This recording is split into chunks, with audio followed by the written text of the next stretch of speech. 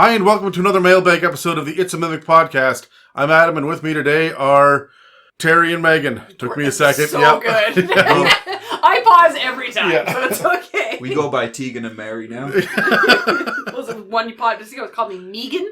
Yeah. I lost it. Who the fuck is that bitch? Megan, no! This is another Mailbag episode. This is the fucking 25th one. You guys know how this works. We've got a table of 21 questions. We have D20 dice, and we're going to throw these at our dice tower and answer the questions as they come up. And one person, one poor unfortunate son of a bitch is going to be left behind. So we will do one singular person. It's one singular question. A lot of these are like the same four people have asked like three questions. Like there's just a flood from one person at a time every like 3 weeks. Right. So, it's fine. So it'll be okay. And if it isn't okay and you're going to cry about it, send me a message and I'll give you Terry's address. Yeah, sure. You can. I don't answer the door to anybody. Unless they text me saying, I'm going to be there in 12 minutes. It's a true millennial. Exactly. All right, let's grab dice and roll to see who's going to go first. Okay. 12. 18. All right, Megan, you're first. So we're going, I guess we're going clockwise on the table. Good, okay. I should have read these ahead of time again. The point is that you're not supposed to know what they are ahead of time. But sometimes they're so hard. Sometimes they ask a thing that I'm like, I don't know what that is. You want me to come up with an answer immediately on this. All right. 20. Oh, a 20 right away. off the beginning. That's a bad thing, I want you to know. All right. Alexander, another Skip Davis says. That's why it's a bad thing. Yeah. Hi, Alexander. Hi, Alexander. What is your fave D&D New Year's resolution? This one obviously came in right around New Year's. Yeah. Right. But I also feel like we've said many a times, I'm not a person who sets New Year's resolutions. To set myself up for failure, I guess. Well, you ask the question. You answer first. I guess if I had a new D&D New Year's resolution, it would be able to play consistently, you know? Right. Like that, everybody can't play D&D because one asshat doesn't show up or what have you. And I'm now learning as the DM, if I don't show up, you can't play. Mm-hmm. Yeah. It's some pressure, right? Yeah, we're just like, oh shit, I actually have to show up today. I haven't DM'd in a while. I'm now DMing a game for you folks. And I'm just like... Yeah, you have to be there. Now I have to be there. I can't take a day off, you know what I mean? So I think that if I had a D&D New Year's resolution, it would be that everybody could show up at the table and it would be a nice time. Aw, that's more sentimental than I'm used to. I'm only halfway through my beer. So. Okay, all right. You Terry? just got this beer like 30 seconds ago. Almost there. Mine would be to read the bloody Dungeon Master's Guide again because they have rules for the weird thing that comes up and you go, shit, I don't know how to handle this. Nobody's ever thought about this before. They have thought about it. It's in the book. It's in the DMG. Yeah. Just look in there. There'll be a rule for it or something to guide you. So read the DMG again. My New Year's resolution was honestly, well, it wasn't New Year's. It was when I started the latest campaign that I was running, is to not be as quite so fucking grimdark as I have been over the last 3 years. And I've got Call of Cthulhu now to really like scratch that itch. So things can be a little bit more fun and whimsical. And that all went to shit in the last session that I've played because I murdered 60% of the fucking You party. know who we are and what we want. Make them suffer. I killed Dave's character and he wasn't even there. Yeah, I do remember That's that. a new low. All you have to do is blame Dan, and then it's fine. Yeah, Dan was running it because it was a barbarian. So Right. Dan was sitting there rolling the dice, and he's like, You know who's- Dave would do this. Dave said do what he would do. So You want to know I'm whose gonna do character survived? Dan's. Fuck. Yeah, believe me, that's not what I wanted. Hey man, we're gonna make a great team. I like how the two characters that hate each other lived. Huh. Karma. Yeah, I guess. Terry, roll a die. 9. 9. That's you. You roll. I have to ask my own question. Yeah, Yes, yeah. you do. What the fuck? Like, it's like, this is the 25th one. It's like, I've never done this Your before. first day? Sorry. I'm like, waiting. Okay. Be affinis? Baffinus. Be affinis. Be affinis? So questions 1 to 10 are all from patrons that have the Discord. Okay. Right? So we have to pretend that we know how to pronounce their names. Okay. So be Affinanus. Bephanus. Bephanus. We're so sorry. Oh my god. Bephanus Brown asks. That sounds like a Harry Potter character. Totally does. Really Sorry, Harry Potter. Definitely Yeah. definitely Hufflepuff. What pets, if any, do you have? I imagine this is IRL. Yeah. I currently have one dog. Is that it? That's all you're going to give us? I have one dog. I have a Rottweiler. She's very sweet. And What's her name? her name is Yona, which means black bear in Cherokee. Very cute. I've been led to believe. And if anybody watches Outlander, there in this series, no spoilers, there's a series where there is a bear, and the Native American people, the indigenous people, refer to it as the Yona, which was validation for me. They're leaning out of the car. I can't do the whistle. Nailed You know what I'm it. saying? Absolutely fucking nailed it. Yeah, I have a dog named Yona. Very cute. I have 3 geckos. And they are all little leopard geckos. None of them have the sticky pads, so they don't climb. They just run around and kill crickets and give me that bitch I'm hungry look every other day or so. That's all they want from you. There is no love, but I love them. So I think that's why I liked having geckos for so long. It's like it did not require my attention or love. They just, they just existed. I don't have them anymore. Those are dead.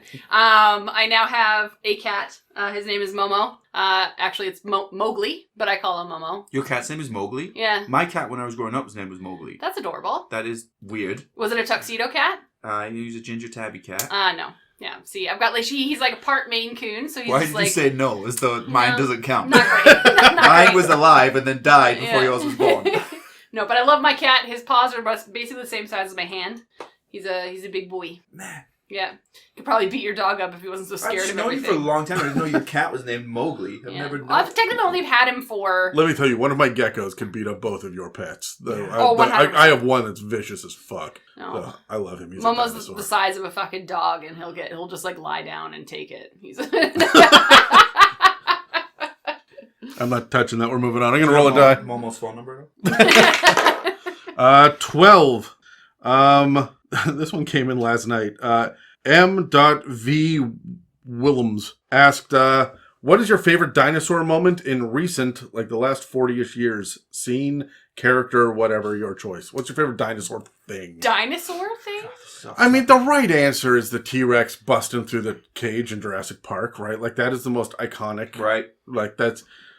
Besides the Velociraptor hunt, what else is there that's... Sorry, they're talking about the most recent dinosaur Well, thing? no. In the last 40-ish years, What's what's your your favorite, favorite? like, dinosaur-y thing? Dinosaur thing. Like, The Land Before Time is pretty classic. Oh, don't. That's- No, Still not over childhood it. trauma. Come on. I honestly, legitimately think it did contribute to some kind of trauma. Absolutely. for sure. that and The Brave Little Toaster fucked me up. Oh my, absolutely. Okay, Right? the heater in Brave Little Toaster, Right? to this day, scares the shit out Do of me. they, and they wonder why millennials out of all of us are fucked up. Afraid of everything. Afraid of everything. I don't wonder. Gen Z were billionaires at 17 years old because they're dancing on the internet. We never figured it out. We're the only poor people in the world right now. We thought we could be like our parents and have that boomer lifestyle, and all of a sudden we're like, wait a minute, we can't do that, but it was too late for us. It's too late for us. It's too late for us. Favorite dinosaur moment? I'm gonna say that when we were doing a podcast online and Adam started playing with dinosaurs on the other side. Yeah, I did distract the shit out of Kyle and Megan while I was playing with the fucking dinosaur. Yeah, it's just like It's right running behind you. around. Yeah. Yeah. Oh man, I'm trying to think of one which isn't just. I mean, you're right. The right answer is the T-Rex, but it's so on the nose. I don't want to say that. Dinosaurs. What about like Toy Story? And like, what's his name? I don't Rex? hate him. Rex. No, I wanted Oh, him to he's die so immediately. cute. No, he's not cute. His little What's cute arms. about him? His little arms. See, I made the joke online when I got this question that the right answer is when Dennis Hopper in Mario Brothers goes from King Koopa to a dinosaur. Oh my god. I'll say Yoshi. Yoshi is the best dinosaur thing that ever happened to me in the past 40 years. Well, that's There cute. we go. That's all right. I'll accept that as That's an answer. wholesome. Yeah. Right. Yeah. All right. Megan, what you got? Okay, here we go. I'm gonna bring the page up first before I get to. I feel like there should have been a Marvel dinosaur by now, right? Doesn't it feel like there should have been There's one? no It's Marvel. the Hulk. What? Hulk is. It's basically the Hulk. It's. It's I mean, not at all. Not even. What the? Not even close. I just. God damn it. I told you my job here is to piss off the internet. People can't see. What did you roll? I rolled a 16. The I got ignorance in Megan's body language as well, where she just immediately started looking at her phone, didn't look at either of us, just moved on with her life after that Absolutely. Mostly because I'm trying to read my question. I rolled a 16. Okay. Was it? Oh, sorry. This is why I need a piece of paper that's printed this at like font 75. And Deer says, so I'm running a heavy dragon campaign because why not? I was curious how you would do it. Like, what plot would you do? What twists? And what would you use as a big bad evil guy? Don't say Tiamat.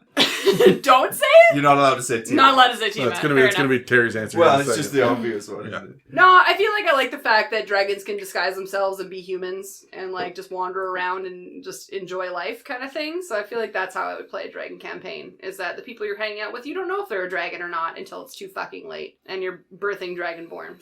Yeah, I like that. Yeah, big bad evil guy would probably not be a dragon, to be honest with you. I'm a fan of siding with dragons. I feel like it would be dragon enemies. Ooh, dragon versus giant campaign. 100%. War of the Dragons and the Giants. There you go. Ah! All right, Megan's happy now.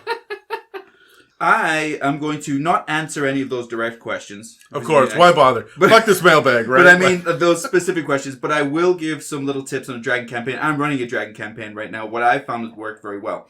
Don't worry too much about, oh, what should I do as the BBG? It's got to be dragon themed and all this. But just make the dragons as different from one another as any other creature in the world. I have like dragons. I'll describe how they stand. Like, do they stand like very upright and proper, like a bronze dragon perhaps might, or a red dragon if they're kind of being very official, compared to like a copper dragon that will maybe lie upside down, lounging like a cat, like not even taking the whole situation seriously. Where like a black one is slinking across the ground and Exactly. shit. Yeah. When they're in their dragon form, do they have jewelry on? Do they have rings? Make them seem like exotic, and even the way they fly. I have one dragon that I described, the way he flies is almost like he's breakdancing, like he flips in the air and comes back, whereas the white dragon kind of soars and then dives like a predator, and then the red dragon will fly very gracefully and properly and slowly, like take his time. So that I found has made my campaign more interesting than trying to clamp at what could be an interesting bad guy. It's going to be a dragon. It's just you need to make the dragon unique. I had a second point to all of this, but I've forgotten what it was, so you won't get it. So, so there's my advice. Suck it. That's like the second episode that you've told an audience member to suck it. In like the last 2 weeks. Hey, man. Here we are. This is what I do. Okay, so my advice is there's so much cool shit about dragons.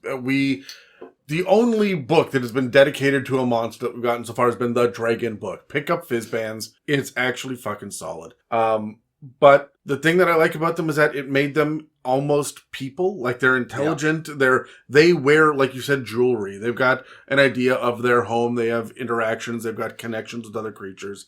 It's not just a fucking beholder tyrant that sits up in the lair and demands you bring me a sacrifice, right? Like, dragons are far more complex than that. My favorite thing that I ever did with dragons was with my green dragon Excantalus, who figured out that dragons were inherently magical, so he would slash open his own arm and feed kobolds to supercharge them, so that the kobolds would grow wings and tails and become half-dragon kobolds, and were far more dangerous and deadly and had breath weapons and stuff. And so when I think your group killed him, this sounds Terry? familiar. Yeah. I love it. Yeah, when you guys killed him, he ended up falling into a pool of water, and all of his kobold minions dove in and all got supercharged. And then you guys fought that for like 3 or 4 sessions. And then he came back as a Dracolich, if I remember correctly. Yeah. Right. So, yeah. So Excantalus was a lot of fun because he knew that if you drink dragon blood, you get more powerful. And my players figured that out too. And I think most of you ended up eating a dragon heart at one point. And Jamie definitely did. I remember he did. Yeah, and it gave an extra 10 maximum hit points. Right. I've definitely eaten a dragon heart before. Yeah, you did that as well. Mieka's done that in a campaign. She was not happy about it. That's what we do. This is all part of it. All yeah. right. So that's like leaning into the weird inherent magical nature of dragons. They should affect everything around them. Mm-hmm. Why didn't you like eating a dragon heart? Be massive. Yeah, like Delicious. she did. I do make you eat it raw, and I think that was the problem. Fair enough. Anyways, who asked that? That was you. I did, yeah. Yeah. So Terry. Okay. Let's get these other dice out the way. We're only using These one. guys out of the way. I like the red and black one. 14. 14. We haven't doubled yet, now that I've said that. 14. In my Yorkshire accent. Zenon _ Raumzeit. Raumzeit? I guess. Is it a German pronunciation? So it would be Raumzeit. You have to say it more angry. Or is it an American pronunciation? Raumzeit. Fair enough. Albert Einstein? Okay, L5R gets mentioned a lot. Yeah, we talked about it earlier. Any plans for coverage or live plays, Megan? This might be a few. I have the FF version of the game, Final Fantasy version of the game, sitting on my shelf and have been wanting to experience it in some way. How amazing. I'll answer this. No. Megan, you know. So like coverage on the podcast, to give a little bit of a peek behind the curtain and a sneak peek, there is plans on the schedule to release something for you folks, to be able to kind of like invest in the world that I will not shut up about.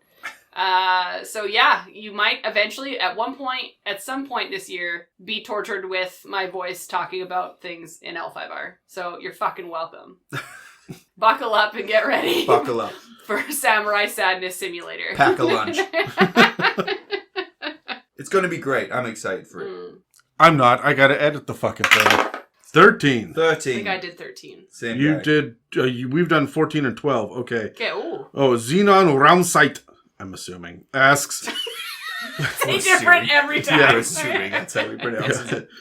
In a system which has bounded accuracy as one of its main selling points, what are your thoughts on expertise? Do you find that it works well as that 2 or 3 things the character is extremely good at and should always succeed at? Or is it disruptive and changes the way the DM sets DCs? As a player, does it feel bad when the rogue has higher arcana than the wizard or higher religion than the cleric? Should all classes get expertise in something?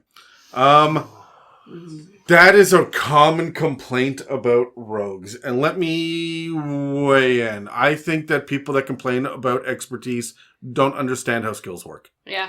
Just because something is difficult doesn't mean that it needs to be a challenge. And every encounter that you run into can only be considered an encounter if it eats up resources. Sometimes that resource is just time. Expertise gets through that, so you can throw more shit at the party and they can move faster and be better at it between encounters. If I know that my rogue's expertise has a passive perception of 23, then every time they walk into the room, I tell everybody else first what they see and the rogue what they see afterwards, because you just happen to have more information. It's my job then as a DM to ambush more. Does the rogue say it out loud? The rogue is greedy. Do they even share that information? Right? When it comes to, I think, some bards get expertise too, if I remember correctly. So it's not just rogues, but like, seeing the thing should not be solving the mystery. Just because you find the secret passage doesn't mean you've gone down the secret passage and there were no traps and everything's fine. 100%. If you have expertise in sleight of hand and you can pick locks, that's fantastic. You know what? You picked the lock. There was also a magical ward on that you can't see because this is Dungeons and Dragons. So you picked the lock, opened the door, and blew the fuck up. Yeah. Right? Like, this is only half the story. And never ever punish somebody for being good at the thing they chose to be good at. Yeah. If they wanted the class with expertise to be able to do skills, they clearly gave up spellcasting or high AC or extra attacks or something else to get it, right? We don't neuter that for anybody else, so don't neuter this for anybody. Yeah. And I was going to say something similar along the lines of, especially now that you've now experienced, I'm going to L5R. L5R. It's very specific to what you are good at is what you are good at. So if you are in combat and you are a courtier that doesn't have a fucking sword, you are not going to be useful in that moment. Yep. I feel like expertise just kind of gives you that ability to require party dynamic. They're going to be very good at these things, cool. But at another point, they are not going to be good at certain things. I'm going to, yes, 100%. When someone complains about expertise, they clearly have never played anything but D&D. Yes. Because even in Call of Cthulhu, there is no spot or see or perceive skill. You have spot hidden when something is hidden, but when you walk into the room, you see shit. Your passive perception isn't going to fail the fact that there's a red couch in the room. Mm-hmm. And that made me think about what characters see. Yeah. what they perceive, what they smell walking into the room. And it lets me tell this story more completely instead of me waiting for someone to roll something and I'm holding back information. No, you walk in and the bookshelf is leaning at a weird angle. If they don't investigate that, that's fine. I gave them the information, whatever. Yeah. Right? Like, but if I say there's a bookshelf and that's it, because their perception isn't high enough, then fuck, that's the end of that chapter. Yeah. Yeah, if you don't like expertise, Call of Cthulhu is a good game for you. Because even if you're good at stuff in Call of Cthulhu, you're bad at it. Yeah. 100%. It's like you're ill-prepared for absolutely everything which is thrown at you. But we can't talk about Call of Cthulhu too much. For me, I think it's an excuse to make things more interesting. Sleight of hand is an easy example. It's just because your rogue has expertise in sleight of hand. If you don't adjust the situation to make it more interesting as the DM, it's kind of your fault. So what I mean is like, well, they always just pick the lock. Make the lock more interesting. I just had in my game, I gave a barrel, kind of like a revolver gun. It was 8 different barrels, and it was very low DC for all of them, but they all had to be picked at the same time. So even the other players had to get involved. The monk was like turning her darts into like makeshift thieves' tools, and it was like an easy thing and stuff. And so they had to come up. So the expertise from the rogue didn't mean that much. It got a couple of them done, and then they had to think outside of the box from there. Or maybe you'll have expertise and you know you're very, very likely to pick the lock, but this is a 3-stage lock, which you must pick over combat. So now you have 3 committed rounds of doing this while everybody else is still involved. So the expertise is suddenly makes something more interesting or makes you still very valuable to the dynamic of the game, even though it's kind of easy for you. So there's ways around it to make it more interesting. And as far as the stepping, like I agree with everything you said. As far as the stepping on other classes' toes, like the cleric who didn't roll as high a religion check, that's kind of on you as a DM, right? Not every priest in existence understands the intricacies of Hindu, right? Of different faiths out there. You are a cleric of, let's say, Palor. If you are the cleric of Palor and you're rolling a religion check, I should be giving you advantage on that shit in the first place. Yeah. The guy with expertise doesn't get that advantage. Yeah. But maybe he read a book. Maybe one time. And remembers the thing, and that's perfectly fine. And then when and if you, I actually remember that it's actually this. If you go to the left, and then right, because I read it in a book, because that was how Palor's disciples stepped in the. And then you turn to when you were narrating it as a DM, the bard or whoever it is that knew this, the rogue, spews out this information, and the cleric nods as if to agree and say, yes, he is correct. And then the cleric clearly knew that information, is confirming that this is the right information, and everybody is involved and everybody wins. Yeah. That's how I get my way through life, Adam. Somebody will say something that I don't know, and I'll go, that's right, and then continue. See how I agree. I also knew that. Let me just, yes, absolutely. I rolled that. Megan, that's you. Phenomenal. Here we go. Okay. Caught off guard. It's like, I don't know what I'm doing. 2. 2. Oh, all the way up. Okay. All right. Headache asks. Yeah. Good name. That's apt. Well done. Yeah. Hidachi. What rules/setting, discovery, or inspiration have you used in your home game as a DM or player? I mean, discovering a rule during either your research for the show or having one of the other hosts bring up a rule during recording that you didn't previously know. What was the last thing that you learned because of the podcast that you've then applied in a game? There's definitely something, but now I'm on the spot trying to think about I something know, very I'm specific. just like, What have I done? I mean, as not necessarily rules, but I do find that when I research a monster, or especially we've started doing the undead episodes, I've put more undead in my campaigns. Yeah. Anytime I research a monster, I'm like, fuck yeah! It's in vogue, right? It ends up going into straight away, I find a way to put it in the campaign. So hot right now. So hot right now. I want you to know that I put little notes in my own private, I've got a Google Drive for just my D&D prep. And I always, whenever I'm prepping, we're going to talk about angels or whatever. Cool. Yeah. All right. Angels. And I put a date next to it so that I know that when it comes out and all of my players have listened to it, it's still going to be 4 or 5 months for them to forget before I drop that shit on their head. 100%. Yeah. The only time that didn't work out for me is when we delayed the Sorrowsworn episode by 4 months, and then you guys saw it the next week. Yeah. And Megan was like, I know what these are. Fuck. I didn't use it to my advantage. You did not. And you let everyone else die. I did. Yeah. And I said, suck it. Well, I guess we know what the title of this episode is, right? Suck it. Yeah. Expelling air, suffocation or drowning. You Yeah. taught me this on the podcast, but I've been able to do it in a number of different situations where, everybody's underwater. I'm going to cast this spell or whatever. Great, you've expelled all your air. You're now drowning. But the same thing is if you get buried. I had it a couple of sessions ago in my game. Somebody ended up... Actually, a white dragon grappled them and then buried them under the ground with their burial speed. And he thought he was being hilarious and he was like, help! And I was like, you have no air left now. You just yelled help. And that was it. So that rule... That's a golden one. Yeah. Take that. It's a keeper. Take that all the way to the bank. From Adam through me. You can have it. Fair enough. I don't know. I learn new shit all the time. The one that always fucking annoys me is the invisibility rules. They just never feel right to me. I'm still waiting for good homebrew to fix that shit. So I know how all of the conditions work. That's the shit that I didn't know when I started. Even when I started the podcast, I'm like, what's the difference between incapacitated and stunned? Oh, yeah. Right? What does restrain do? Can you use a bonus action while grappled? Yes, you can. But if I ask it like that, most people go, no. Yeah. Panic. Right? Yeah. So because it's not like everybody just reads it off their DM screen and then they move on, right? Yeah. So that's the kind of shit that I learned, the conditions, which made me start to think about attacking the character sheet better and more in different ways. So Yeah, very much so. Well, that was mine. Terry. Oh, okay, let's go.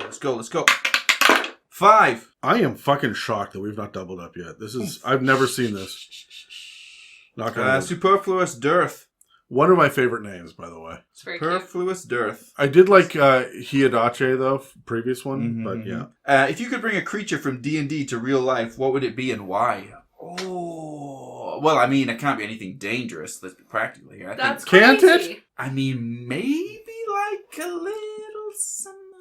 You know Cthulhu's in canon, right? Like we could just unleash that. Maybe I'd be... Nah, I don't Dear want to be Slytherin, we could unleash this. I mean, that would be good. Fair enough. Probably, an owl bear. Really? We can handle that. Adam lives on a mountain right by the woods where... Just one owl bear or many? Like you're just making them... This is a thing that now exists? Yeah, and I'd bring it into the world. Is that what the question was? Or was it specifically what... Any creature if you could that bring you a creature from D&D to real life, what would it be? I think an owl bear is interesting enough that we would appreciate it. Hikes are a bit more dangerous, but I mean, it's better than... What's going to be better? I'm not going to bring fiends. I'm not bringing fae of any kind into the world, so... an owl bear. That seems safe. I like how you're trying to be safe with this question, whereas I just want to destroy the world. Why are you not bringing back dragons? What do you mean? Because you could be one. Well, I would just bring back dragons, or just wraiths. I want wraiths. I'm sorry, what do you mean by bring back dragons? We don't have them. Not to do a callback, but dinosaurs would be pretty fucking cool. I mean, for how long? Yeah. Look, honestly, I would bring... You know what? I would bring a celestial or a fiend. It doesn't matter which. Let's have a definitive answer to life after death. Sure. Well, That would change the whole fucking world in a heartbeat. A unicorn is a celestial. We can handle that. Okay, unicorns exist. Great. Yeah, but I feel like unicorns exist and everybody would be like, oh, wow, I'm shocked. And every girl under the age of 60 would be super fucking happy. Yay, there's unicorns. And then Can confirm. and then we would just, in 5 years, be like, did you guys remember when we didn't think they were real? Like narwhals, right? Just weird, huh? We all discovered dinosaurs existed less than 200 years ago, and it's a mundane fucking fact now. I want an angel to exist, or a ghost, or something that's going to inherently change every fucking religion. Just give me vampires. Never mind, I take it back. I want to live that vampire teen story. I want it. No. I'm on board. I am on board. I want to hunt vampires. I want to do it. He's so sexy. He's not sexy. His eyes are too far apart. He's mysterious. That's what the thing is. That's what the thing is. I just started watching True Blood for the first time. I've never watched it. I've watched every True other Blood? vampire thing on the planet. I've never watched True Blood. It could have been great, but they made it it was just for a younger audience. If they'd made it for an older audience, it could have been the best thing There's ever. a lot of sex in that one. That's what vampire means. You know that, right? 100%. It is just, vampire is just code for incubus. Yes. Suki. There we go. Succubus. That's what I want to... Yep. It is good, though. There we go. And that is why the title is Suck It. Did we answer that one? Okay. God, I hope so. Yeah, we absolutely did. Who's that? Is that on me? No, All right. that's you. Fuck. Are you marking these off? I am. Okay. 17. God, we're on a fucking roll with this. Andir again says, I'm also very, very, very curious on how you would do a dragon chase encounter. There are chase rules in the DMG. They're okay. They're not great, but they're okay. And I would probably start there. Call of Cthulhu rules I like quite a bit, where you're going almost like block by block, and depending on the speed, how quickly you will catch up with it.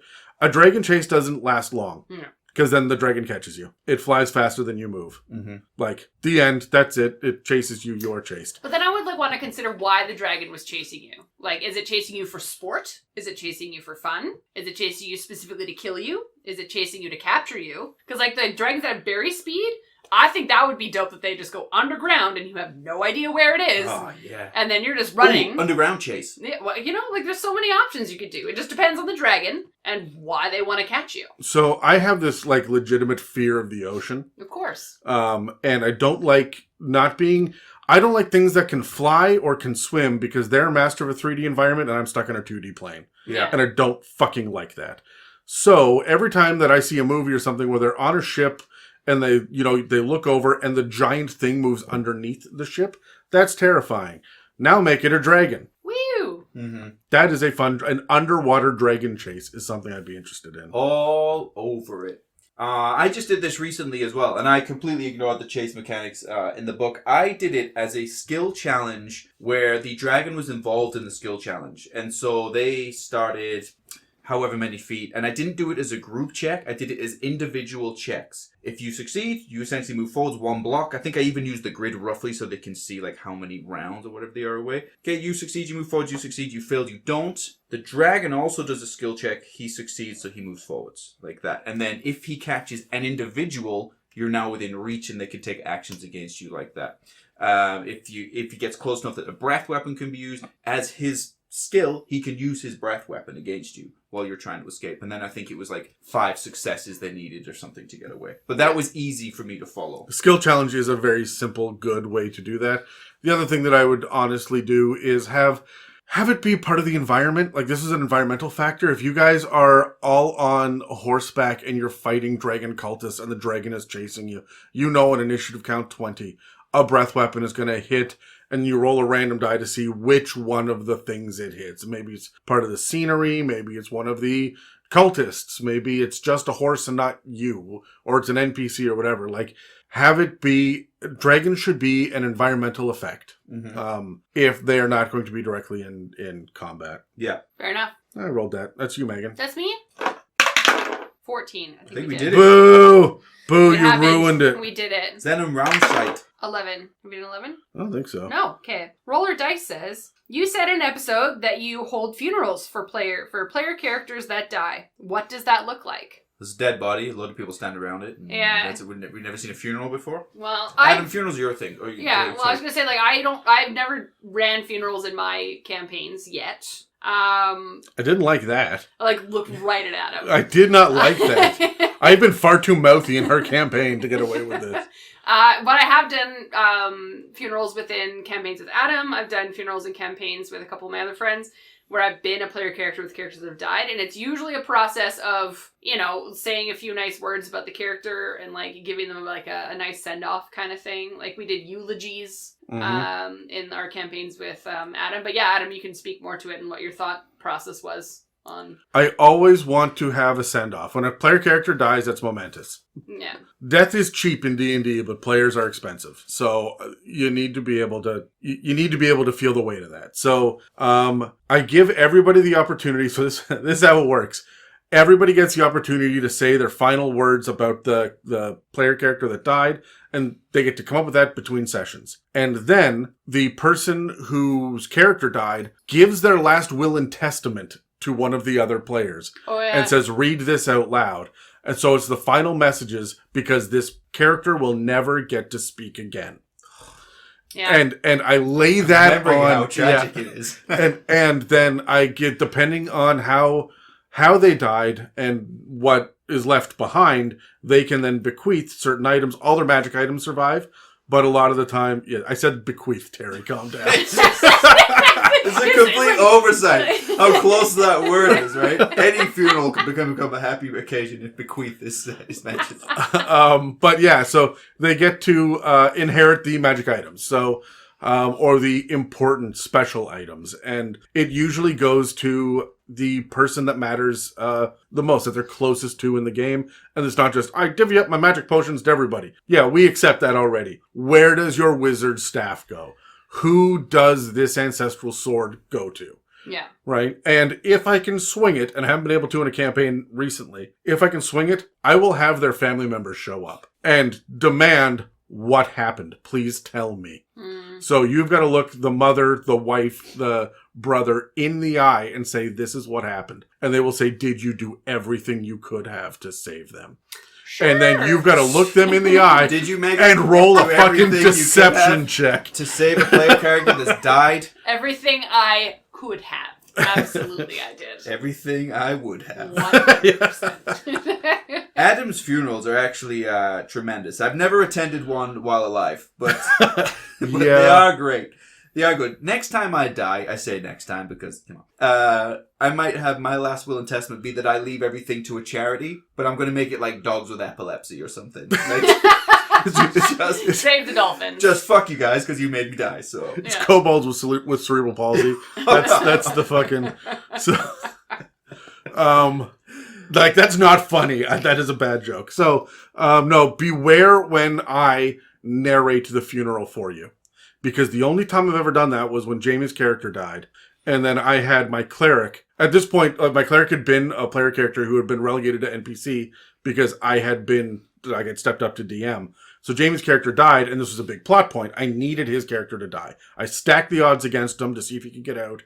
And no, at level 8, you cannot fight an iron golem underwater. You will fucking lose. Shit, yeah, I remember that. Fair enough. Yeah, so he was pissed.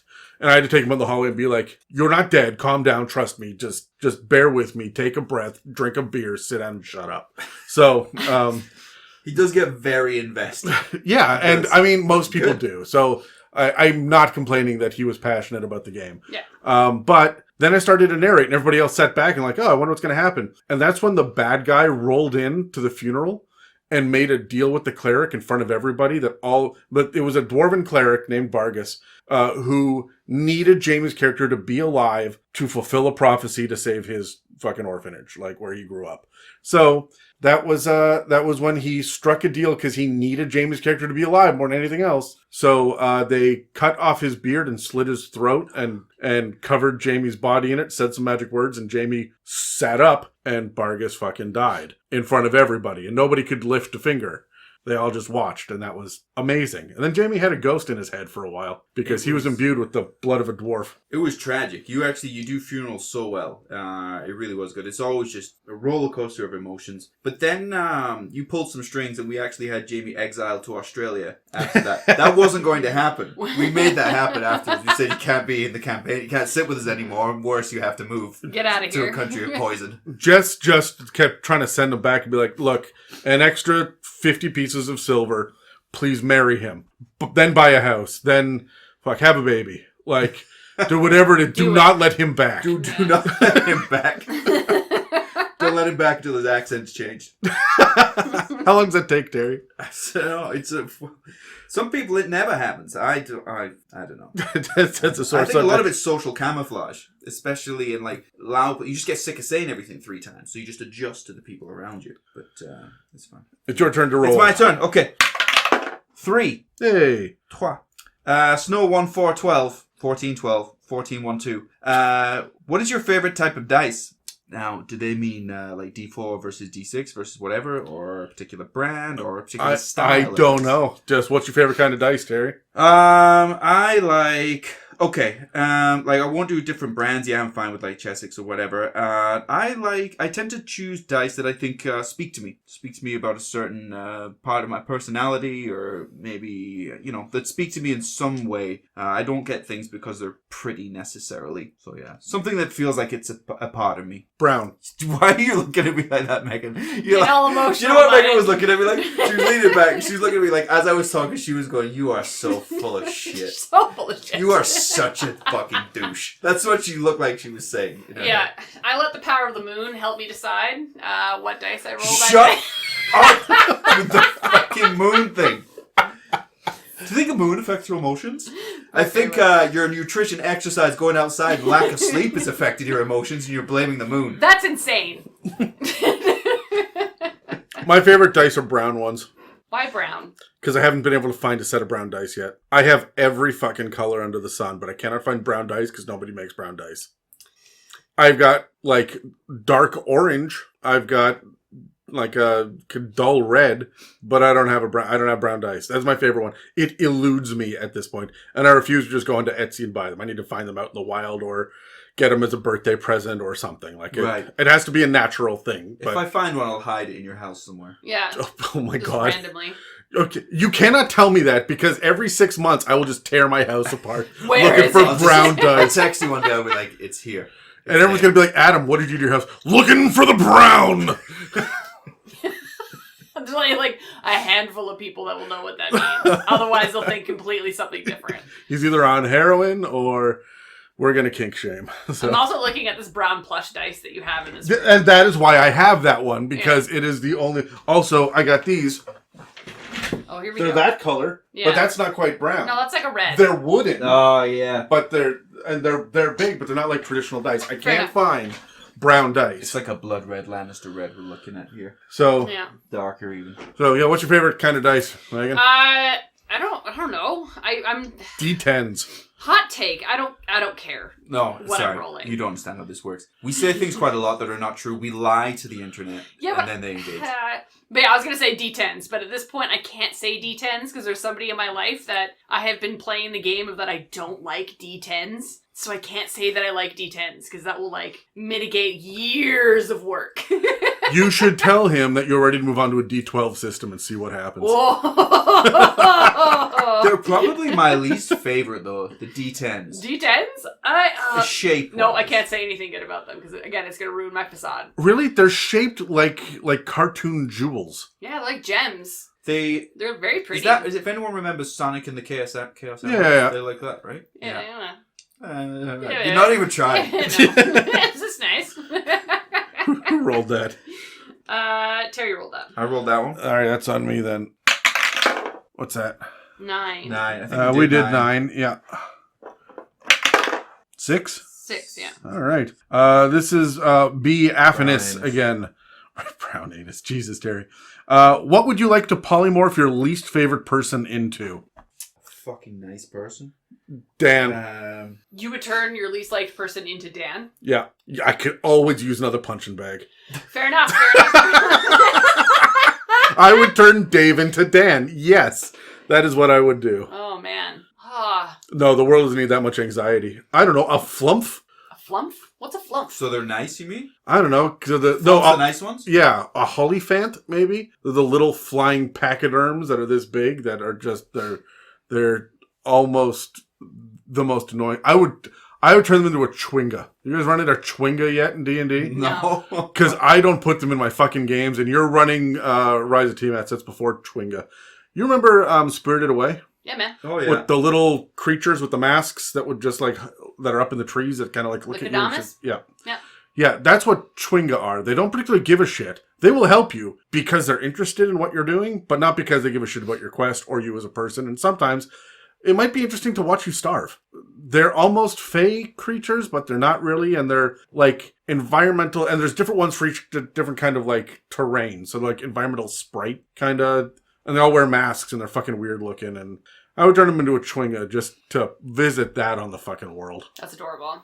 It made me think that I would love to turn somebody that I hated into a bunch of soot sprites. Yeah. Which are also from. Yeah. Which would be absolutely adorable. Just running around as little, like, soot things, helping you do stuff, helping you cook. I don't know. This is hard. I mean, I don't want to punish people. I feel like I'm moving on beyond that. Like, I don't want to punish people and stuff anymore. So I like maybe just something that would be really inconvenient for them for a couple of days, and then I'll maybe just drop the spell or turn them back or whatever. But I don't know. Mate, just something they wouldn't want to beat, like a bug, like a little cockroach or something like that. I will turn someone into a llama. I loved that movie. I would watch The Emperor's New Groove I was in trying real to life. figure out what movie you were talking about. Yeah, Did Bruce you Lee know? Groove, yeah. You knew? Okay. Dude, I didn't. it's Disney. Yeah, but I felt like that's when it started to get shit. It's actually like Disney's most Have hated you- film they've ever done. I think I peaked at Which Lion is King. wild. It is the best movie. It was one of those ones that they didn't know how they got it through the approvals. Which one was the best one? Emperor's New Groove. Oh, I've honestly never seen it. Oh shit! It is like legitimately the funniest one. I think I peaked at Lion King, and then what came after I think Mulan? I Was think Mulan right after Lion Disney King? peaked at Lion King. We haven't been able to revisit that. And Toy Story maybe, but what else has been that good? That time in the 90s is where I started I was like, Lion King was awesome. Now I'm not sure about this thing. And Mulan was good. And then I stopped paying attention after that. Fair enough. Okay, what's the movie then? I said peaked at Lion King, and you looked at the corner of your eye at me like, "Oh yeah, all right." What's the movie? What's the best Disney movie? I love Moana. Right. See, I still, even though it's 2023, I still don't consider like the Pixar ones as Disney movies. For me, like Disney shut down business like after Mulan, I think. Or After they stopped doing 2D animation. after 2D animation. Like Fair enough. Princess and the Frog was the last one. Yeah. But out of those ones, I mean, I really like the classics, but as you go back, they're not. Aladdin. I loved Aladdin, I think. Prince of Thieves was dope. I wonder if that one, like the 40 Thieves or whatever. That was the third one. Yeah, I think it's like because the second one was the Return of Jafar. Yeah. And then I think the third one was. Tell me you're a '90s kid without telling me you're a '90s kid. Oh. Yeah. I'm technically an 80s kid. That's right, we are. I was trained by my mother, who's a lovely woman, to not like the sequels. She pointed out when I was like 6 or something. She was like, "Look how the artist is different," and and it just bothered me from then on. I can never watch this again. I couldn't Absolutely do it anymore. ruined. Yeah. Aw. As long as it's not Pinocchio, we're fine. That's my answer. Frightening. What are we doing? Oh, I rolled. What year is it? I rolled it. All right. You roll. Megan. What are we doing? Okay. 3? We did it. Okay. Did it. 8. We didn't do it. Hey. Oh, this is a big one. Superfluous dearth. Dearth. Yeah. Yep. Excellent. Says, I've got a campaign with 7 players. Ooh. One of which has a Bestial. bestial fetish. companion. And I was gonna That's say, not Sorry, mhm. companion. And another one is wanting a companion. It's a lot to handle. How do you guys recommend working with combat with that many players? How would you handle initiative, monster CR, balancing action economy, and the never-ending supply of characters not staying down/dead? Remind them that they can die. Remind them by almost killing them. Yeah, if you want to put them in the initiative role, great, but they are fair game. I will go for your animals, I will hurt them, which means when you go into fights, they will probably make their animal go away or make them like hide somewhere so that they are out of initiative order. So remind them that their player characters, they could die, and then they will not fluffily put them out into battle. You know what I mean? Yep. So, Terry, how do you do it? Initiative order, I just let them go on the player's turn. It's easy enough for me. I tell the player, I've got enough to think about. It's on you, to remember to take a turn with your little companion. If you don't, the companion misses the turn, the pet misses the turn. And Megan's right, I attack the pets. Absolutely, they're fair game. And it's if you do it efficiently like that, it's not even that much to handle, really. No. It's not that much. 7 players though is a lot to start. Yeah. It like, might. It's the problem is the number of players. Yeah, it's not the companions, right? Yeah. But like I would almost say like if you were going to have a table of 6 or more players, that companions and animals and pets do have to be pre-approved by the DM. I would say have that conversation. It is a large table to have to deal with, but since you're stuck in the position you're in, threaten them. The other thing that I do as well is, okay, you'll recognize this, Megan. When you guys are in charge of when you're going to fight, when you choose to ambush or to attack, I ask, who are you taking with you? Yeah. And I often say, you have to leave people behind to protect the non-combatants. Because you guys are the heroes, not other people. Even if they are trained soldiers, they're not destined heroes of destiny. Whatever destination, whatever destiny calling you have. So they're not the main characters of the story. You guys are, so they take a back seat. The second best fighter will always hang back and guard the other NPCs or guard the horses or whatever. Yeah. Right? If you guys get ambushed, though, by the enemy, if the enemy brings the fight to you, then all of the NPCs retreat and try to protect each other. Mm-hmm. So that initiative has all of the NPCs going on the same initiative count. Yeah, that's fair. Also, I don't roll individual initiative for monsters. All the zombies will go together. If they have a first and last name or they're a recurring villain, they get thrown initiative. Other than that, they all go on the same turn. Mob mentality nonsense. Yeah, so if there are 2 ogres, 3 hobgoblins, and a bugbear, then I have 3 different initiative rolls for them. Yeah. And that's it. And they go at the same time. And while fucking Dave is taking 45 minutes to figure out if he wants to use his sword or his axe, I can sit there and go, okay, I know the ogres are next. They're going to go there and hit that guy and that guy. So I'm done the monster's turn and the NPCs in a heartbeat. Yeah, you do them pretty quick. Yeah. So it's very helpful. So yeah. I like that. Come on, Terry, hurry the fuck up. Yeah, this is your fucking fault. Okay, wait. What's that? 5. I think we did that. Yeah, we've done 5. Yeah. Now I got a 14. I think we did it. Yeah. This is the part of the episode 11. now. 11 we have done. Yeah. Here we go. 10. 10 we didn't. Okay. Superfluous Death asks... Superfluous dirt? What I'm character reading was slowly, that? I'm reading Yeah. on my phone. I have to zoom in and skip along. Who is the original female voice who did the intro? She sounds just different enough from all of the other ladies currently on the podcast. It's because she has like the voice of a fucking angel, and the rest of us are just trash. She throws random Y's into her voice. Yeah, every one of the rest used a chain smoking, vodka swilling.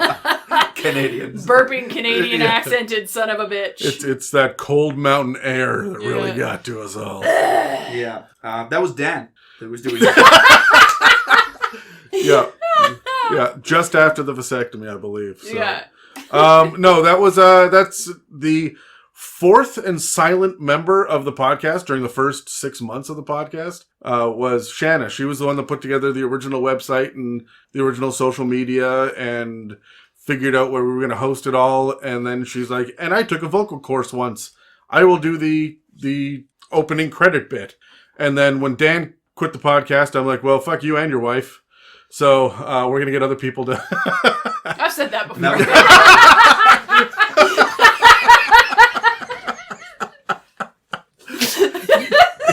I got the it. variables that had to line up for that joke to work.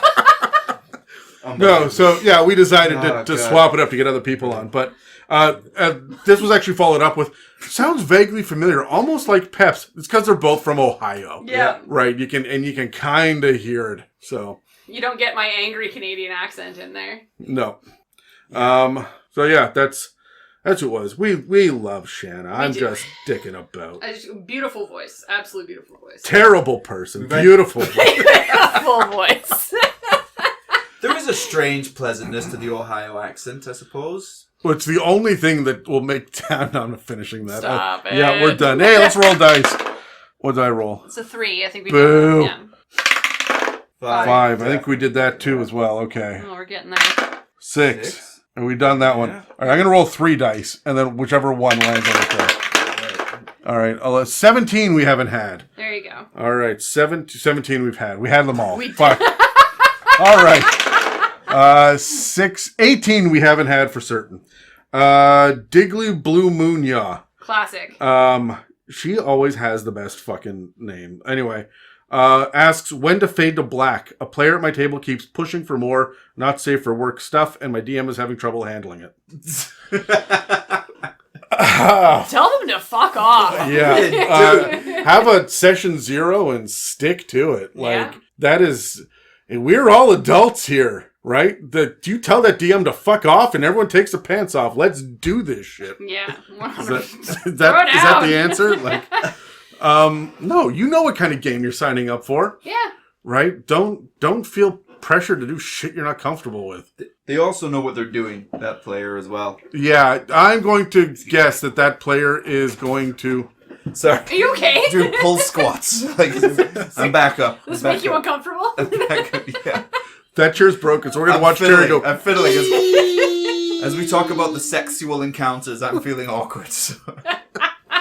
I'm a grower. That's the problem. Okay?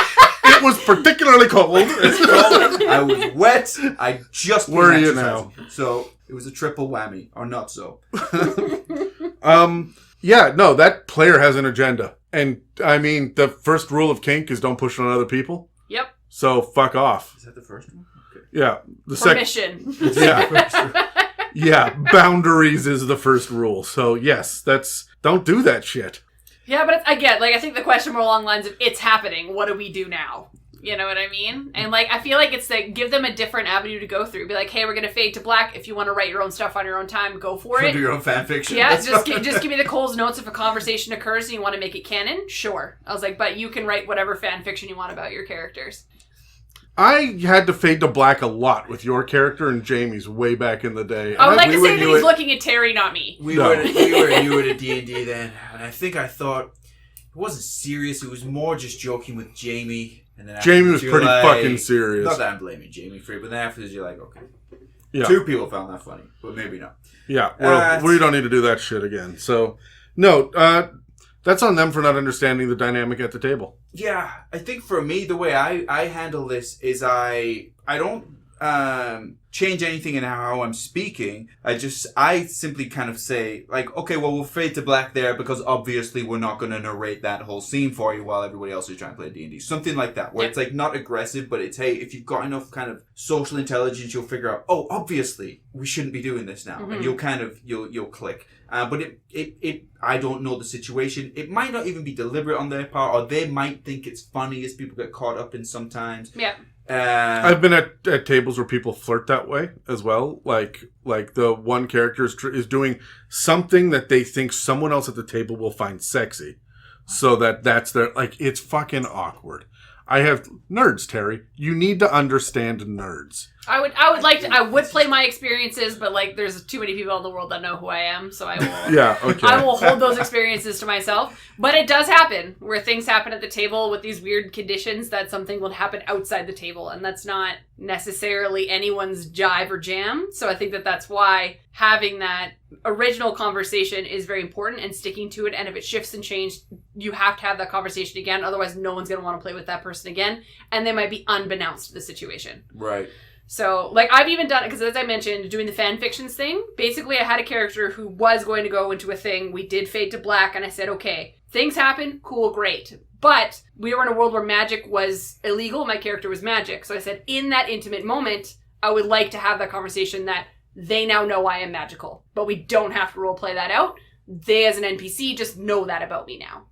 Because during your nose glows like it a does, deep you blue. know, and that's like, Is it because they opened the door and said, this is where the magic happens? I have that written above my bed. I don't know what you're talking about. Yeah, I mean, we zoom in and zoom out on so many different things in D&D, right? Even travel, we'll zoom out. Okay, we're rolling count for the day. You could just zoom out on that situation. Roll a dice. Okay, were you successful? great. Were you not successful? You guys have a great night. Everybody else goes to bed. Fantastic. You know, that's it. Just move on from there. It's only a thing if you make it a thing. Otherwise, just you as the DM control the situation and move the party along. Yeah, I've even had people like roll seduction rolls. Yeah. And like, if sure. you were successful or not. You know what I mean? Go right ahead. Roll a dice. Yeah. Right? You don't have to make it awkward for everybody at the table. But if you'd like to, talk to me. I'll give you tips. I'll say, lean into it and make it as awkward for everyone else at the table. Make it awkward for them. Make eye contact as they're describing It's it. difficult Yeah. because of control, especially in your campaigns, Adam. Like, relationships are a thing. I had a wife and a child, and Yeah. like it's a common thing, but it's also something that can be enjoyed. You know, in that.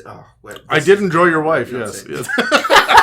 Like, as part of it, you know, your character has a wife, he has whatever, but we don't need to zoom in on the details of things. The deets. I distinctly remember the 2 or 3 times that we zoomed in on the details of it, and it was in a joking manner, and then it became canon, and it will never leave my brain now. Yeah. Terry knows what I'm talking about. I don't want to know. You do not want to know. I don't want to know. I know the color of half-orc nipples. That is Right. something that's happened now. So I always remember like the roll for size was a That common was theme definitely for a a long time thing. ago. I don't think that had to be as big a thing as I get it. Depends who you were at the table was how big of a thing it was. Fair enough. Okay, I'm gonna move on from this question. I'm done with this question. Like beside a halfling, yes, please. All right. All right, at 17 we just did 8, 10. 8 and 10. Let me see. Got them both. Roll again. Okay. We're running out of questions, and all we can roll to 3s and 8s. 10, 4, and 12. 10. 4. We got 4. Yeah. 4. Okay. The purple. Superfluous Dearth says and asks, how would you describe a shift of mannerisms of someone who has been replaced with an intellect devourer? I think we've talked about them a lot. I think it's just like a slow roll shift in demeanor. And then I like the idea of like they always forget small details or get them accidentally wrong. Mm-hmm. Like their mother's name or like what the name of their companion is and stuff like that would be a good shift in mannerism. But yeah. Terry, you're next. Yeah, just show, don't tell. In the same way as when you're reading a book, right? It'll just describe what they're doing, and it won't necessarily point out that is, they do this, which is different to how they were doing it before. Just describe what they are now doing, or not how, don't describe how they are acting differently, describe how they are acting, and that so happens to be differently to how they were acting before. Yeah. And let the players, people are intuitive, will come about it. And just be careful how you're doing it. If you suddenly make it sparkly, like they lean over in a strange way that they've never done before, then everyone goes, ah ha ha ha. But if you just describe what's happening, they'll wonder why that is happening. Yeah.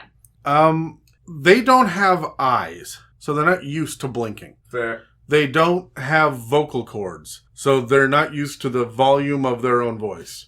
Starts yelling, Like- wide-eyed. They like, you think about the things they're not used to doing.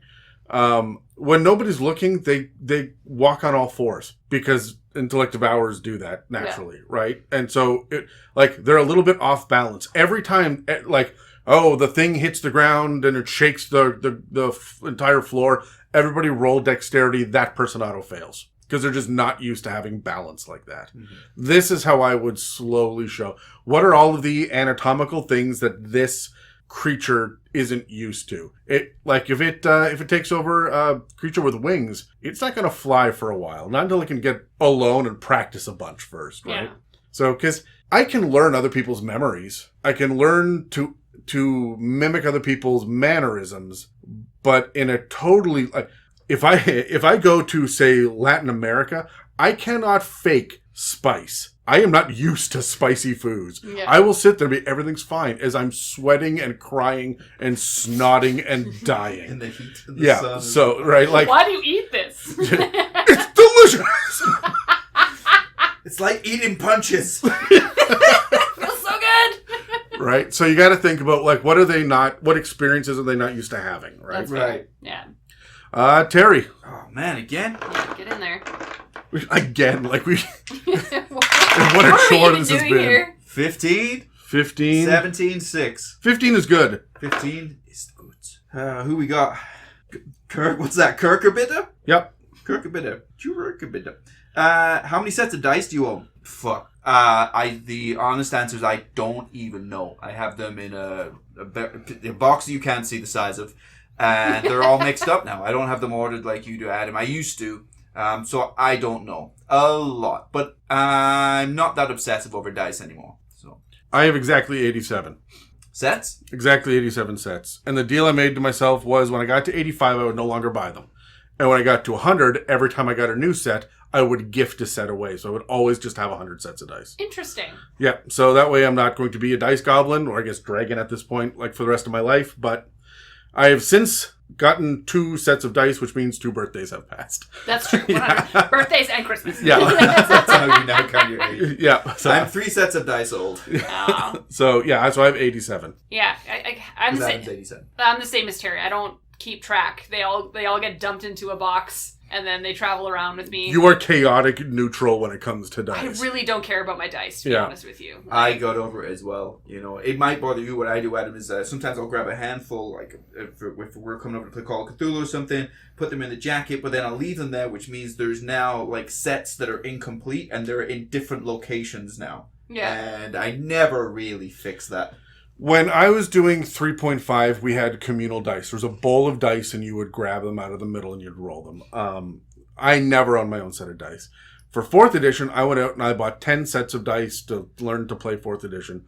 And then the person that I was playing with, my DM, took all of the minis, all of the books, and all of the dice that we'd all left at his house because he midnight moved to another province. And I then, remember when I first met you, you told me this story. Like, literally the first day I met you. yeah, and so I was like, I had 2 new sets of dice, and I was like starting from scratch. I had vowed, fucking, I'm done with D&D. That pissed me right off. Yeah. I lost hundreds of dollars of shit. So, Aw. and so I've now built the minis back up and the dice back up, and I have yet to lose a single die. And it drives me nuts. Every once in a while, someone's like, "Oh, I have an extra D20. Do you want it?" No, fuck off. I need all 7. Yeah. Just bring me all 7, or Yeah. this offering will not be accepted. Whereas, like, I'm at the point where I'm not overly sacred with my dice anymore, that Dave and I will trade dice at the table. it's wild. We'll swap these D20s. Everybody else is looking at us like we're, like, punching them in the face. And we're like, no, like, this. We're actually trying to make our dice work better. Like, because they're not rolling well. It's science. It is a science. All right, that's me. That's me rolling.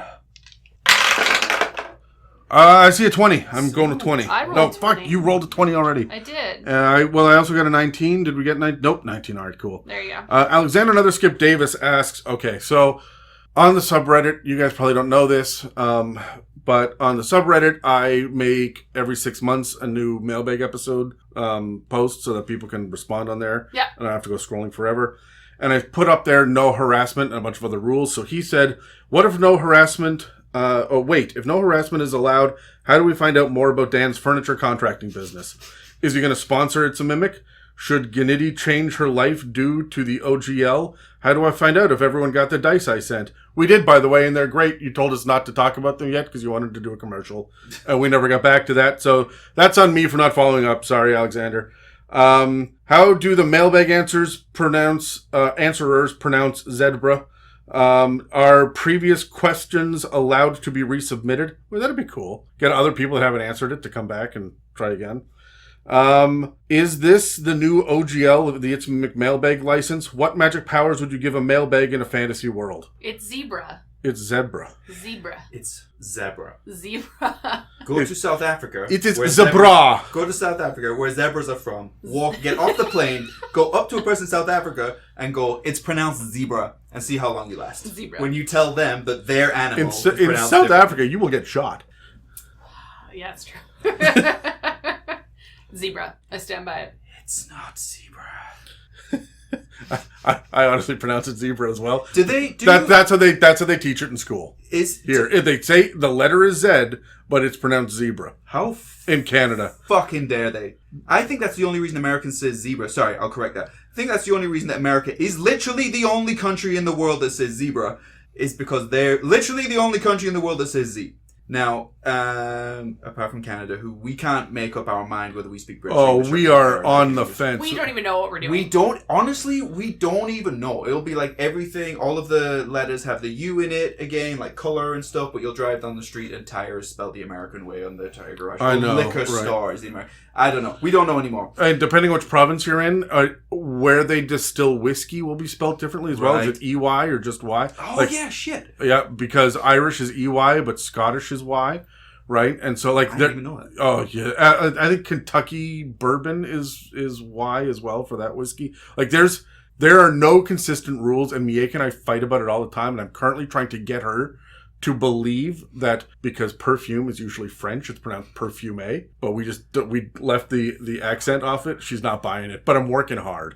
That was gonna pay off. We don't know. Zebra. I'm gonna hold that one now. I'm just gonna call it perfume in front of. Like, If you could drop that at what a nice D&D. perfume that you're wearing. I still have. I've been in Canada 11 years in the summer, and I still have things come up where I'm like, fuck shit, that's how you say it? Like, well. Like, Weird. contribute? Yeah, contribute. But then I forget which one it is. Which one have I been corrected on? Which one is the one that What is one I on? heard recently? Evidently. Yeah. Right? I say evidently. So, yeah, evidence. Yeah, Evidently. you're weird. Well. What other questions were in there? Sorry, there was like 17 down. Oh my god. If you want dance furniture, you have to go to I don't know. I'll give you Terry's address. Plot twist. The furniture is it's all mimics. No, he's not going to sponsor It's a Mimic. The reason he left was because it was costing him too much money. Yeah. That's not true at all. It was costing him too much sanity. How do the mailbag answers pronounce zebra? Okay, we did that. How do I find out if everyone got the dice I sent? Got him. I said that. Are previous questions allowed to be resubmitted? I mean, Sure. If they've got some relevancy. yeah. Previous questions that have been answered, resubmitted, or Yeah, but not like answered? you for the first 8 or whatever, it was me, you, and Dan only, right? Like if we cherry pick some of the earlier questions and give them to Kyle, James, and Dave, that's going to be different answers, It's right? likely our own answers have changed anyway. Yeah, like true. as long as they're D&D. We've grown up, You know, right? let's say this. As long as they're D&D, I don't want to learn what Kyle's favorite sex position is. Again. Fuck. He tells me in his weekly blog Okay. What magic powers would you give a mailbag in a fantasy world? It's a mailbag of holding. Yeah. It Or just mimic. Yeah, like I would say, or like, it's the Harry Potter thing where it can speak the words to you. sure. I've never seen it. Right. Oh, she's talking about Harry Potter. Oh, sorry. Sorry, did I say it wrong? Harry? You watch Harry Potter? I don't know don't why, think but he's- you saying it just sounds awful. Hagrid is the hairy one. And why are you speaking from your throat? Like, why is it back here? All right. The teeth and the lips. Okay. We are down to 3 questions left, and I don't want to roll dice over and over and over again. Okay. So, whose turn is it? It is Megan. Mine. Megan. Everybody grab a die. Megan, if you get the lowest, the middle, or the highest will be the one that we answer. Okay. All right, and go.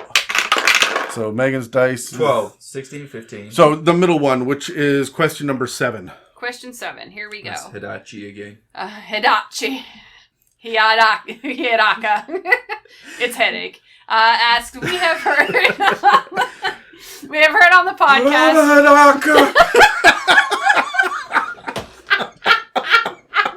But you hadn't seen it. I only watch Ray Fiennes, that's it. Just scenes of it. I've never seen the whole movie. Every movie that he's in, we just fast forward to his scenes. That was so good. You know what, Terry? That was well done. Thanks, man. Now she sees your value. Yeah. After how many years? Today is the day. I tried so hard. And got so far. And in the end, it doesn't even matter. Okay. There's a fucking band I didn't need to keep thinking about. We're almost there, guys. All right, We're almost there. All right. Headache says, we have heard on the podcast about some of the house rules at the It's a Mimic table. Do any of you others have any that you are particularly proud of? Gotta remember what I didn't mention. I don't really have any major ones that I have made up. I take from other people. Well, what's your favorite house rule? The inspiration tables is probably my favorite thing that we Mm-hmm. have homebrewed and figured out and done brewed for. And the fact that there is a D20 positive table and you've rolled a 1 negative table. Inspiration tables. Yeah. So not like crit tables, different to crit tables. Well, because these have the positive and the negative. No, there's still crit tables. Oh, crit okay, Yes. okay, I'm with you, okay. But but we made Yeah, them our own. we have crit fail tables. Yeah. I thought you meant like if you give somebody inspiration, they also get another little No. bonus thing. No. Well, you can understand my confusion when you call I'm it inspiration. so confused. That's such a douchey way of putting this. Well, you can understand my confusion. My yes, You would be able to I can. understand that when you said that thing, how confusing that I would have been felt for that me, from an space. intellectual. God, you two should have a podcast. Fighting.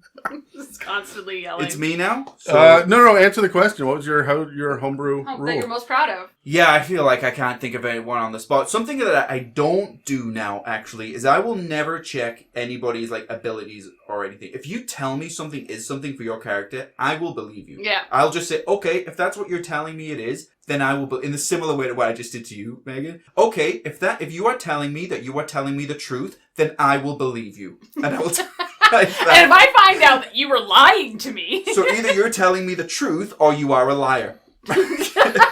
And we both know that. No, The it's not that bad. deadpan face is But what I won't frightens me check the anymore. most. My table's pretty good that they keep each other accountable and they all know the characters and the classes and the races fairly well. That they point things out if people get it wrong. We also know just every time to ask Dan if he's indomitable or not. Fuck. Because he never does it. Never remembers. He used to write it in capital letters when I was playing. Yeah, now he's a different character now, but like we should write that top of his sheet still. Yeah. Are you indomitable? Question mark.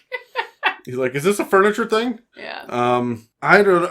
My favorite homebrew rule ever is healing potions heal you based on your hit dice, not on d8s. Yeah, or the piddly little D4. Yeah, like fuck that noise. A barbarian should be worth as much of it, like the percentage wise. Like it's you roll your hit die. Like you should be able to heal 12 as a barbarian, because it's based on your overall max hit points. Simple anyway, maths. Right. Yeah. So everybody gets to, and I do that too with when you blow hit dice in a long rest and stuff. That's always your hit die, right? Like it's. And I think that's rules as written, but all heals, I think, except for spells should be, because spells can, rank up or stack or evolve and stuff. So that's fair. Terry, why don't you roll 1 dice? If it's under 10, it's the lower question. If it's 10 or above, you read the higher question. Beauty. I figured it out. Homebrew rules. Most proud of. That's a Savon. A Savon. All right, so that one is Savon. number 1. Oh wow. And this is actually a good one to go out on. Yeah. Yep. Throw it down. Oh yeah, I say it out loud. That's the last Just one. reading it to yourself. What's your fondest D&D memory? Oh. Let me think. I want to get this right. Put it on mute. We'll come back in 45 minutes. You will not be here in 45 minutes. You'll be at home. What is my fondest memory? I think the one that comes to mind is when I died. No. Now, hold on a sec. That takes us to a dark place. But I don't mean because I died. I mean because I realized, Adam, how good a job you had done, really, and how invested everybody was in our game that we were playing. People were genuinely upset, not just because it was me, but because of the situation, the things that were happening. And it made me realize that people had gotten really invested in this game, and I felt so happy that I was in a game where people were really that invested. So I don't know if that is my fondest memory, but that is a good memory that comes to mind. Because when I try and explain things, D&D, to people who are new to it, I get the same things. I'll be like, people will get upset if their character dies. And they'll be like, what? Why? I'm like, you don't understand. They've been doing this every week for maybe 2, 3. I think you guys have been playing together for like 5 years now or something. Yeah. Like, people get invested in this stuff, and it becomes a part of them. So I think that, because then I was like, I got a good table here. Everyone's really into this. Mm-hmm. When I died. I don't know. Fuck, I don't. Hard, yeah, like, my fondest D&D memories are when I get to sit back and watch the players interact without me for long periods of time. Yep. Mm-hmm. Right? And sometimes it's meta, like they're talking about what to buy, but other times it's in character and they're going back and forth. The Cora and Acra back and forth was always fantastic every time that happened.